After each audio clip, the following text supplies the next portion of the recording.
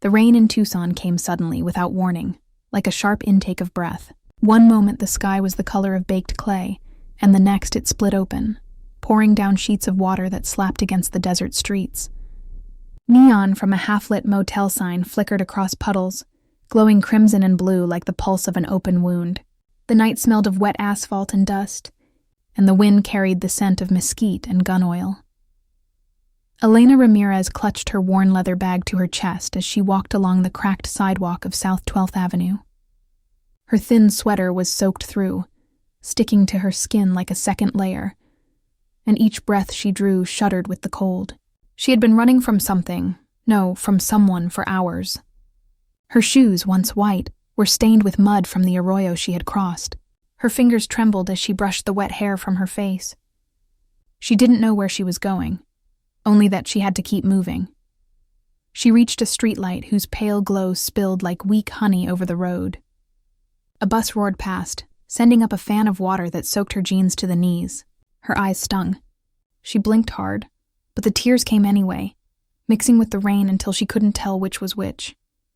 She stopped walking then, her breath coming out in clouds. Her chest ached with exhaustion and fear. She pressed her back against a graffiti-tagged wall and slid down until she was crouching on the wet pavement. Her phone had died hours ago. The last message she'd sent had been a single word to her cousin in El Paso. Help. But no one had come. No one was coming. A black SUV rolled slowly down the street, its tinted windows dark as obsidian. It was out of place here, too expensive, too polished for this side of town. Its headlights cut through the rain, catching Elena like a deer in a sudden beam. She turned her face away, clutching her bag tighter, but the SUV didn't pass. It slowed, stopped, her pulse spiked. She could hear it over the hiss of rain. The engine went quiet. The driver's door opened with a soft, deliberate click. Boots hit the wet pavement. The sound of a man's footsteps approached her, unhurried, as if he already knew she wouldn't run. Elena Ramirez? His voice was low, accented, Spanish laced with something rougher, like gravel rolled in honey. Her head snapped up. She hadn't given her name to anyone tonight. The man who stood before her was tall, his black coat hanging open, rain dripping from the lapels. His hair was slicked back dark as oil, and his eyes, God, his eyes, were the color of burned copper, glinting under the streetlight. "Who are you?" Her voice broke, hoarse from the cold. He didn't answer right away. He crouched in front of her, bringing his face close enough that she could smell the faint tang of cigar smoke and leather on his skin. His hand lifted slowly, palm up, as though he were offering her something invisible. "You're shaking," he said softly. "You shouldn't be out here alone. I don't—" She swallowed hard. "I don't know you. No," he said. "But I know you." Her fingers dug into the strap of her bag. "Stay away from me." The corner of his mouth twitched, not quite a smile. "I could, but then you'd be dead by morning." Lightning cracked overhead, illuminating the street in a white flash. For a heartbeat, she saw his face clearly. Sharp jaw, faint scar tracing the edge of his cheekbone, eyes that looked like they had watched men beg for their lives. She should run. She knew she should, but her body wouldn't obey. "What do you want?" she whispered. He leaned closer, his breath warm despite the rain. "To make sure you survive tonight." Something in his voice, a promise or maybe a threat, sent a shiver down her spine. She stared at him, trying to read his expression, but it was unreadable. "I don't need your help," she said, but it came out thin, almost a plea. He tilted his head slightly, studying her. Then with a swift motion, he reached for her bag. She gasped, clutching it tighter, but he was faster. He unzipped it and looked inside without asking permission. She tried to snatch it back, but his hand closed around her wrist. Not hard, just enough to make her still. Inside the bag were papers, bank statements, birth certificates, a small pistol wrapped in a scarf. His gaze flicked up to hers. "Running from a man or from a ghost?" he asked quietly. Her throat tightened. "It doesn't matter. It does to me." His voice softened even more, though his eyes stayed sharp. "I don't take in strays without knowing why they're bleeding." I'm not a stray. He held her gaze for a long, silent moment, then released her wrist. She rubbed the spot where his fingers had been, the warmth lingering even as the rain chilled her skin. Get up, he said finally. You're coming with me. No. Her voice had more strength now. I don't know you. I'm not going anywhere. He straightened to his full height, towering over her. The rain slid down his face without him flinching. You don't understand, he said, almost gently. You've already been found. By the wrong people. They'll be here soon? What? They've been tracking you since El Paso. His gaze flicked down the street, scanning the darkness. You've made mistakes. They'll use them to break you. Her breath came faster. She hadn't told anyone about El Paso. Who are you? She whispered again. He looked back at her then, eyes glinting like molten metal. They call me Santiago Cruz. The name hit her like a shockwave. Even she, who had tried to stay out of that world, knew it. The newspapers whispered it. The DEA muttered it behind closed doors. Santiago Cruz, the man who ran the Sonora corridor like a shadow king. Cartel lord, killer, untouchable. Her stomach flipped. Why are you here? He crouched again, slower this time, and brushed a strand of wet hair from her face with surprising gentleness. His fingers lingered just long enough for her to feel the heat of them. Because I saw you crying in the rain, he said, voice low and steady. And now you belong to me, she flinched. I don't belong to anyone. He smiled then, not kind, not cruel, but inevitable. You do now. Somewhere down the block, a car door slammed. Men's voices shouted in Spanish, rough and urgent. Santiago's head turned sharply. The softness in him vanished, replaced by something hard as iron. He stood and extended his hand to her, palm open, rain running off his wrist like quicksilver. Choose, he said. Stay and die, or come with me. Her heart pounded so hard she thought it might crack her ribs. She looked at his hand, then at the shadows moving toward them. She had never wanted to be saved by a man like this, but survival wasn't a choice anymore. With trembling fingers, she placed her hand in his grip closed around hers, warm and unbreakable. Good girl, he murmured. Then he pulled her up, close against his chest, and in a single fluid motion ushered her toward the SUV. The rain fell harder, drumming against the hood like gunfire. Somewhere behind them, a voice shouted her name. She didn't look back. Santiago opened the passenger door and pushed her inside. He slid into the driver's seat, started the engine, and the SUV roared to life. Tires splashed through puddles as they sped down the empty street. Elena pressed herself back against the seat, heart racing, wet clothes clinging to her skin. She glanced sideways at the man beside her. He drove like he owned the night. You're safe now, he said without looking at her. But his voice held a promise she didn't yet understand. A promise that sounded like danger wrapped in velvet. Outside, Tucson blurred past, neon lights smeared by the rain. Inside, the air smelled of leather and smoke. And for the first time in hours, she realized she wasn't just running anymore. She was being taken, and she didn't know if she'd ever get out. The desert always looked different after a storm. By morning, the streets of Tucson steamed under a white sun that burned away the night's ghosts. The air smelled of wet dust and gasoline. On the southern edge of the city, behind high walls crowned with bougainvillea, the Cruz estate shimmered like a mirage. Elena stood by a wide window, watching the heat waves rise off the courtyard. Her hair was still damp from the shower. She had borrowed a white blouse and jeans from the closet in the guest room, though guest didn't feel like the right word. The room was too immaculate, too silent. There was no lock on the inside of the door. She hadn't slept. Every time she closed her eyes, she saw Santiago's face under the rain, his hand pulling her from the darkness like a man rescuing something he had already claimed. She could still feel the weight of his gaze on her skin. A soft knock on the door broke her thoughts.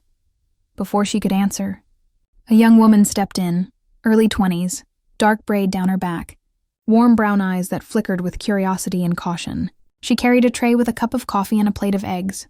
Señorita Elena? Elena turned hesitant. Yes. I'm Rosa. Don Santiago asked me to bring your breakfast. Don? Elena echoed quietly. Rosa's smile didn't reach her eyes. That's what everyone calls him here. Elena took the tray and set it on the nightstand. Her stomach turned at the thought of eating. Thank you. Rosa lingered by the door. He said when you're ready, he'll see you in the patio. When she left, Elena sat on the edge of the bed, staring at the untouched food. The coffee steamed gently, the smell rich and comforting. But she couldn't shake the feeling that every act of kindness here was also a test. After a moment, she stood, brushed her hair back, and walked downstairs.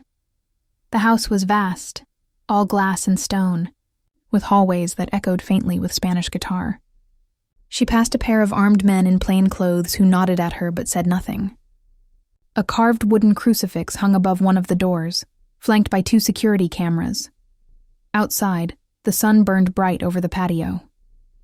Santiago sat at a wrought iron table under a canopy of vines, a glass of espresso before him, a file folder open beside it. He wasn't in a suit today, just a black shirt with the sleeves rolled, revealing a silver watch and a scar along his forearm. When he looked up and saw her, the corner of his mouth lifted slightly. You found your way. She hesitated near the doorway. You didn't give me much of a choice. You're alive because of me, he said simply. That was a choice. Elena crossed her arms. You think saving someone means owning them? His eyes flickered with something unreadable. I think saving someone means I have a reason to keep them close. Why? She asked. He gestured for her to sit. Because whoever was chasing you hasn't stopped.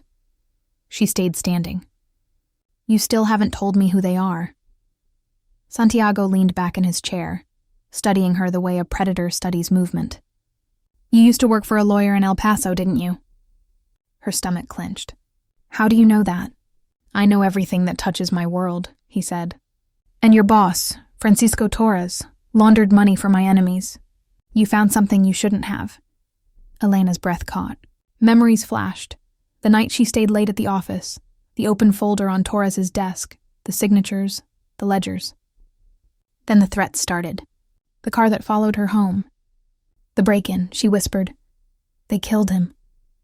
Yes, Santiago said. And they would have killed you next. Elena's voice trembled. Then what do you want from me?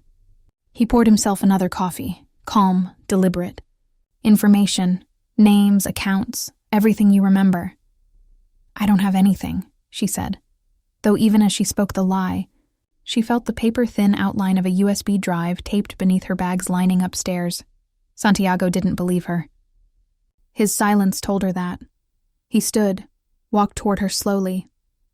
The heat shimmered around them, and the world seemed to narrow until there was only his shadow across her face.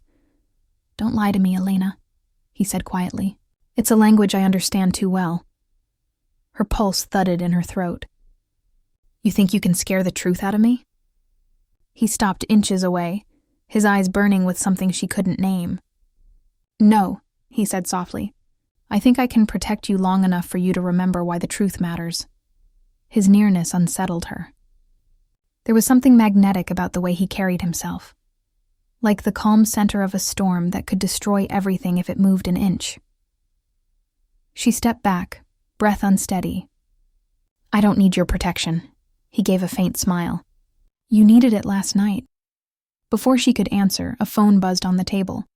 Santiago turned, picked it up, and his expression shifted, still calm, but the light in his eyes sharpened. He spoke in rapid Spanish, clipped and decisive, then ended the call. He looked at her again. You're not safe here anymore. Someone gave away your location. Her heart stuttered. What? Who? He didn't answer.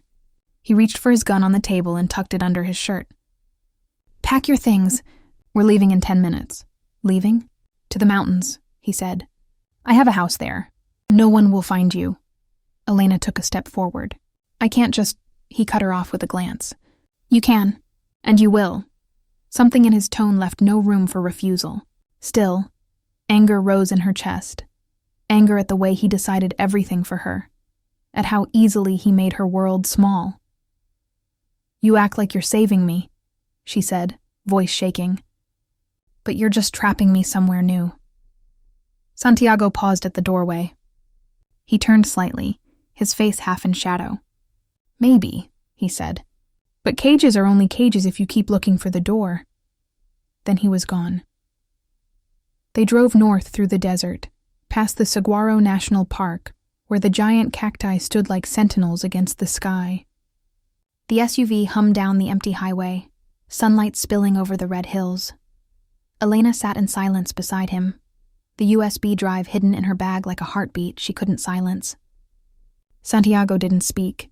He drove with one hand on the wheel, his gaze fixed forward, his jaw tight. After an hour, he said quietly, "You think I enjoy this life?" She blinked, startled by the sudden intimacy of the question. "You think I wanted to build an empire made of blood?" He gave a dry laugh. "No one wants that. It happens because someone else decides your life for you, and you learn to survive inside the ruin." She turned to him. "So that's what I am to you? Another ruin to survive?" He didn't answer, but his hand tightened on the steering wheel. The road curved upward into the mountains, where the air grew cooler, pine replacing dust. By the time they reached the villa, the sun was low, painting the desert gold. The house was smaller than the one in Tucson. Stone walls, red roof tiles, a veranda overlooking a valley. It was quiet, almost peaceful. Rosa was already there, unpacking supplies. She smiled faintly at Elena but said nothing. Santiago disappeared into another room to make calls. Elena wandered outside, where the wind smelled of rain and sage. The silence pressed around her like a question. She thought of her old life, the tiny apartment, the hum of the city, her mother's voice on the phone, and wondered if anyone even knew she was still alive. When she turned, she saw Santiago standing in the doorway watching her. "You shouldn't wander alone," he said. "Why?" she asked, tired. "You own the mountains too?" His expression softened just barely. "Not yet." She shook her head, half a laugh, half disbelief. "You're impossible. And you're still trembling," he said quietly. She hadn't realized she was. Her hands shook, whether from fear or the chill she couldn't tell. Santiago stepped closer, removing his jacket and draping it around her shoulders. His fingertips brushed her collarbone, light but deliberate. "You don't have to trust me," he said. "Just stay alive long enough to decide whether you should." For a moment, they stood like that. The desert wind between them, the weight of something unspoken thick in the air.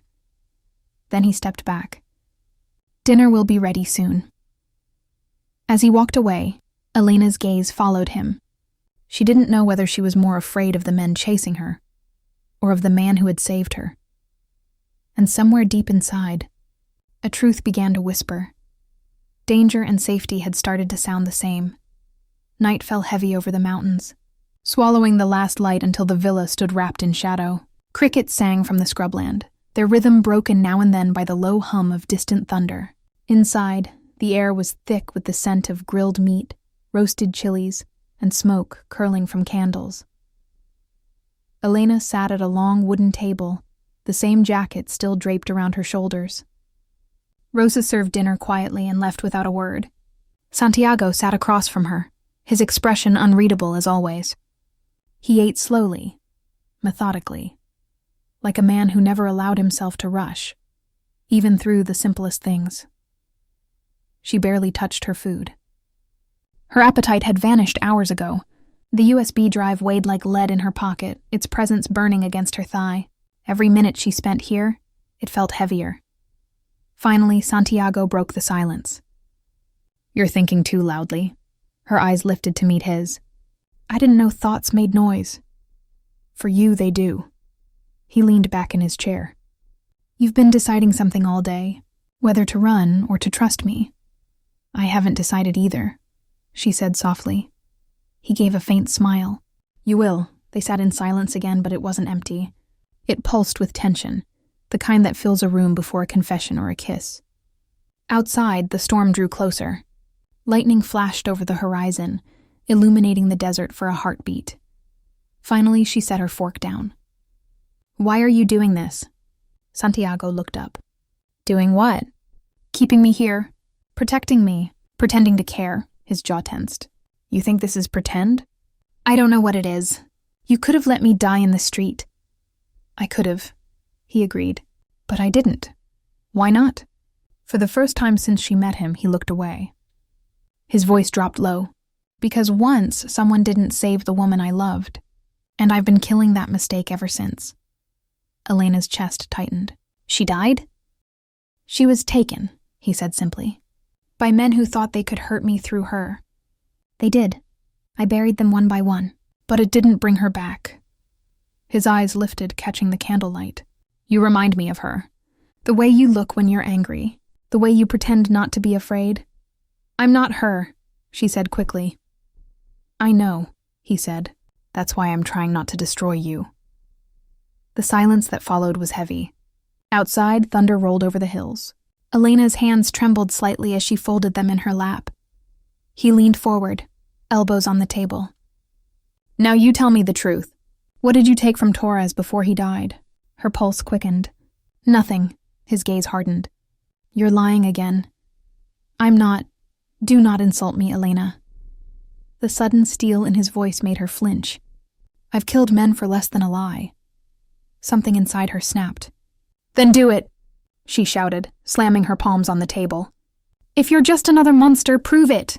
The thunder outside cracked like an answer. Santiago didn't move. His face stayed calm, but his eyes burned. After a long moment, he stood and walked around the table toward her. Elena stood too, breath ragged. She took a step back, but he kept coming until she felt the edge of the table press against her hips. He stopped inches away. Rain began to tap against the windows, slow and steady. I'm not a monster, he said quietly, but I am what monsters fear. Then he extended his hand, not to hurt her, but to wait. Give me what you're hiding. Her heartbeat pounded in her ears. Slowly, she reached into her pocket and pulled out the small black USB drive. She stared at it for a long moment, then placed it in his palm. He closed his fist around it. What's on it? He asked. Evidence, she whispered. Everything Torres was keeping on the men who killed him. Names, accounts, routes, and one more thing. His brows drew together. What? Your name? Santiago froze. Elena's voice trembled. You were in those files, Santiago. Payments traced to shell companies. Transfers from your people to his accounts.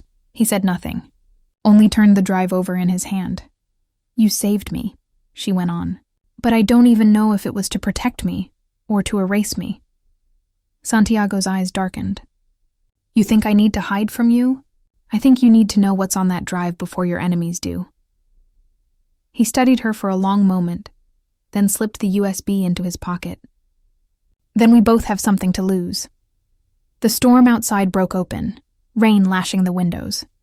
Lightning flashed again, lighting the room in blue. For a heartbeat, his face looked different, tired, haunted. He said quietly, You shouldn't have trusted Torres. He was playing both sides. I didn't trust him, she said.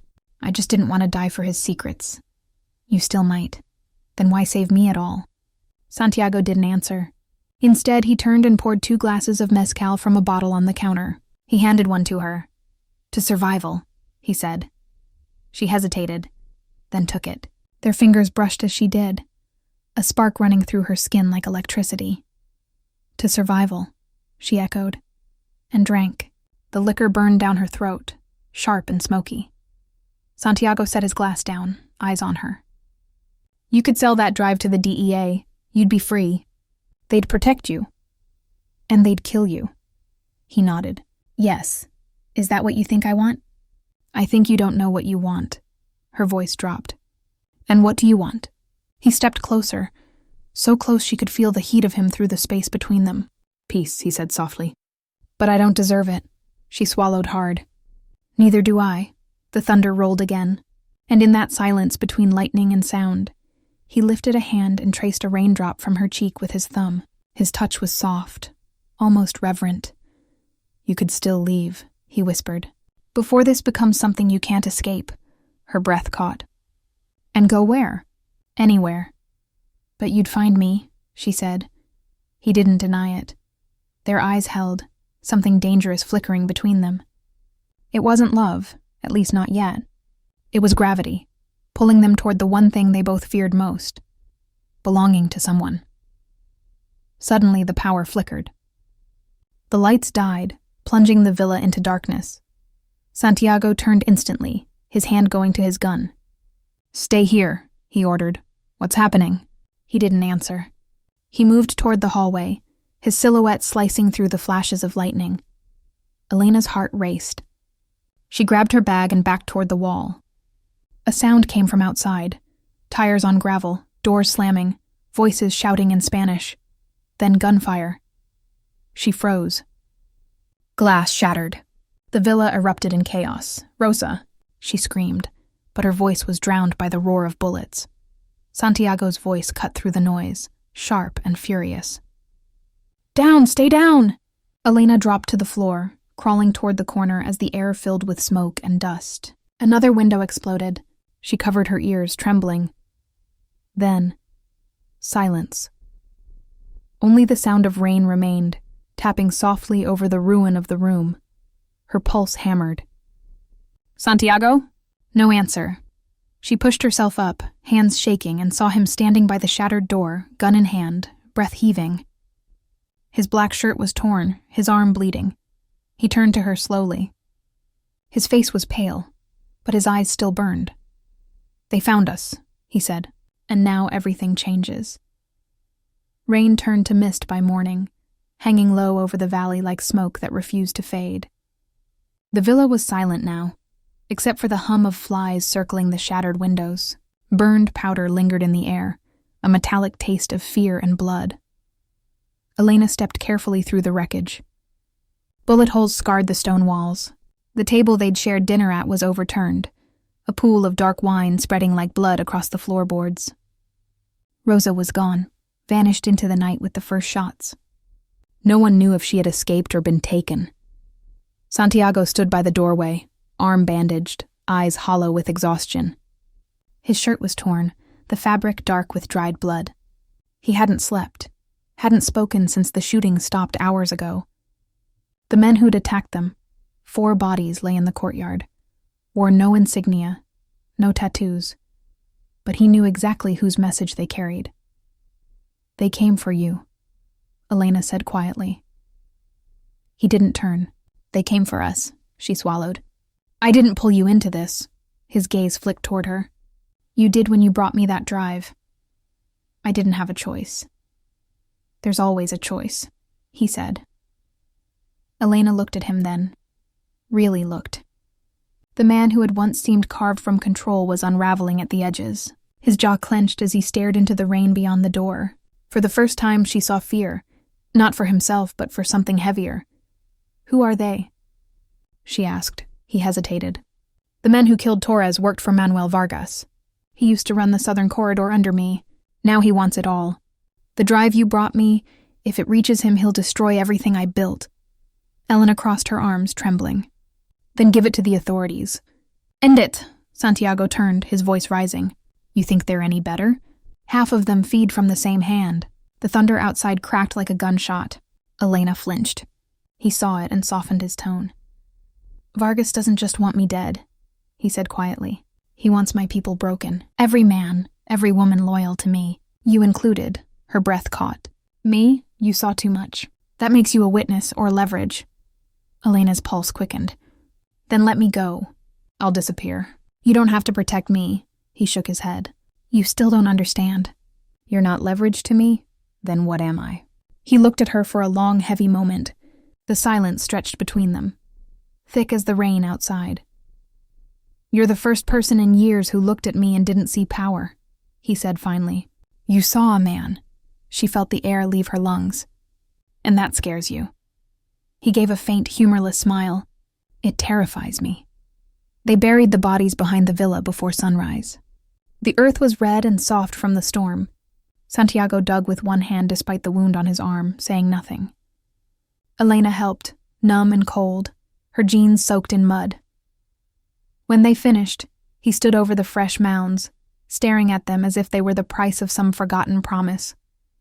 "Every man I lose," he said, "is another ghost that follows me." "You can stop this," she whispered. You can walk away. He turned to her. And go where? A man like me doesn't get to start over. I made my bed in blood. There's no clean sheet waiting somewhere else.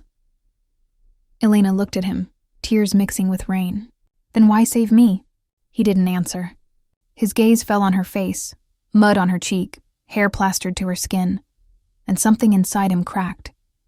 He reached out, fingers brushing her chin, tilting her head up. Because you looked like someone worth saving, he said softly, and I needed to remember what that felt like. Before she could reply, he stepped back, the distance between them returning like a wound reopening. By afternoon, the rain stopped, leaving the air heavy and still. Santiago spent hours locked in his study, the door closed, his men whispering outside. Elena waited in the kitchen, nerves raw. Every tick of the clock sounded like a countdown. She knew she had to make a choice. Stay and drown in his war, or run before he decided her freedom was another casualty. When the door finally opened, he walked out holding the USB drive. I decrypted it, he said. Elena stood. And half of it's fake. Torres planted false data to pit me against Vargas. But there's something else. His jaw tightened. A recording. Her stomach turned. Of what? He stepped closer, voice low. Of you, she froze. What? He set a small laptop on the table and hit play. A shaky video filled the screen. Grainy footage from a security camera in Torres's office. There she was, 2 months ago, opening his files, pulling the USB drive from his drawer. Torres's voice echoed faintly. You shouldn't be here, Elena. Then a gunshot. Torres fell out of frame. She gasped, the same way she had that night. Santiago paused the video. You never told me you were there when he died. Tears welled in her eyes. I didn't kill him. Then who did? I don't know, she cried. I heard the shot. I ran. I thought, her voice broke. I thought if I told anyone, they'd think it was me. Santiago stared at her, torn between anger and disbelief. You hid the truth. I was scared, so you lied to me. Her breath hitched. You lie every time you breathe, Santiago. Don't talk to me about truth. The words cut deep. His face went still, unreadable. He looked away, gripping the edge of the table so hard his knuckles whitened. After a long silence, he said, They'll use that recording. Vargas will claim you killed Torres. It'll give him cause to come after both of us. Elena stepped closer, desperate. Then let's go to the police. Turn the drive in, the video, everything? He shook his head. No, they'll bury it. Or bury us. Then what do we do? Santiago looked up. We finish it. Something in his tone chilled her. You mean kill him? He didn't deny it. Once Vargas is gone, everything ends. She took a step back. You can't keep solving everything with blood. He met her gaze, voice low and raw. That's the only language men like him understand. Her eyes filled. And what happens when you run out of men to kill? He hesitated, then said quietly, Maybe then I stop breathing. The words struck her like a blade. She reached for him, grasping his arm. You don't have to die for this. He looked down at her hand, then at her. And you don't have to stay. Elena's throat tightened. But if I leave, you'll die. Santiago smiled faintly.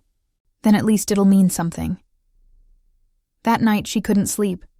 She stood by the window, watching lightning flicker far away across the desert.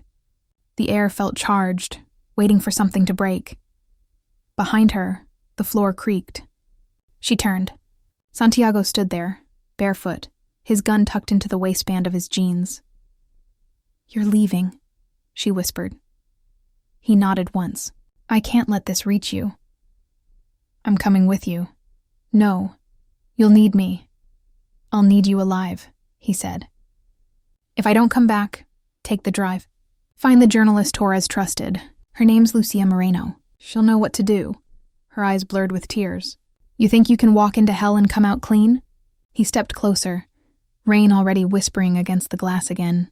I think I stopped believing in clean a long time ago. She reached up, her fingers trembling as they brushed his cheek. His breath hitched, his eyes dark and soft. For a long moment the world narrowed to the space between them. The heartbeat, the storm, the unbearable pull. You can't save me, he murmured. "I'm not trying to," she said. "I'm trying to save you." And then she kissed him. It wasn't gentle. It was desperate, salt and rain and years of everything unsaid. His hands gripped her waist, pulling her closer, like a man drowning who had finally found air. The storm outside cracked open, thunder rolling through the valley as if the sky itself couldn't bear the silence. When they broke apart, breathless, he rested his forehead against hers. "Now you understand," he whispered, "why you can't come with me." And before she could stop him, he turned and walked out into the rain. Elena stood frozen, watching him vanish into the storm. The house seemed to exhale as the door shut behind him. She sank to the floor, the USB drive clutched tight in her hand, her heart breaking with every sound of thunder fading down the mountain road. For the first time, she understood what belonging really meant. It wasn't love. It was surrender, and she wasn't sure she would ever see him again. The mountains were silent when dawn broke. The storm had burned itself out, leaving the valley shrouded in pale mist. Elena sat by the window, wrapped in Santiago's black jacket, her eyes raw from a night without sleep. Every sound, the creak of wood, the drip of rain from the eaves, made her flinch. The SUV was gone. So was he. On the table beside her lay the USB drive, small and unassuming. Inside it lived everything: death, betrayal, the truth that had destroyed one life and would soon destroy another. She thought about leaving. She thought about running until the desert swallowed her whole. But every time she closed her eyes, she saw him walking into the rain, shoulders squared, like a man who had already accepted his sentence. She whispered his name once, softly, into the stillness. It felt like a prayer no one would hear. By midday, the silence broke. A single vehicle approached the villa, its engine echoing against the canyon walls. Elena froze, clutching the drive to her chest. When the door opened, it wasn't Vargas's men. It was Rosa. She was bruised, her clothes torn, her braid undone. "Elena," she gasped. "He told me to find you." Elena rushed to her side. "Santiago?" "Where is he?" Rosa swallowed hard. "He's gone after Vargas, alone." Elena's heart stuttered. "Where?" "An old airstrip near Nogales. He said if he didn't come back, I was to take you north." "To safety." Elena shook her head, gripping Rosa's hands. "No, I'm not running again." "Elena, I have to go to him." Rosa hesitated, then looked at the drive clutched in Elena's hand. "If you do, take that. He said it's the only truth that matters now." The drive down the mountain was a blur. Rosa drove fast, eyes wide, hands white on the steering wheel. The desert rolled past in shades of gold and rust, heat rising off the asphalt in waves. Elena stared out the window, clutching the USB, whispering silent bargains to the universe. When they reached the old airstrip, the sun was low, bleeding into the horizon. The air smelled of oil and dust. A small plane sat at the far end of the cracked tarmac, engines running. Around it, a dozen armed men moved like shadows, and in the middle of them, Santiago. He stood tall, his gun drawn, face calm despite the ring of weapons around him. Vargas leaned against the plane, smoking a cigar, a smile playing at his lips. "You always did like making an entrance," Vargas called. Santiago's voice carried easily across the wind. "You've been stealing from me for years, Manuel." "It ends tonight," Vargas laughed. "You came alone? I only need one bullet." The men around Vargas shifted, guns raising. That was when Elena stepped out of the car. Santiago's eyes found her instantly. The calm in his face broke, just for a second, but it was enough. "Elena." His voice was raw. "Get back!" But she didn't move. She walked toward them, trembling, the drive clutched tight in her hand. Vargas turned, amused. The girl from the video. You've caused quite a mess." Elena stopped a few paces away. "You killed Torres, did I?" Vargas smiled. Maybe Santiago did. Does it matter?" "It does now," she said, raising the drive. "Because this proves everything." Vargas's expression shifted, his smile tightening. "You think the world cares about your proof, Nina. Power isn't about truth. It's about who controls the lie." He gestured to one of his men. "Take it from her." The man stepped forward, but before he reached her, a shot cracked through the air.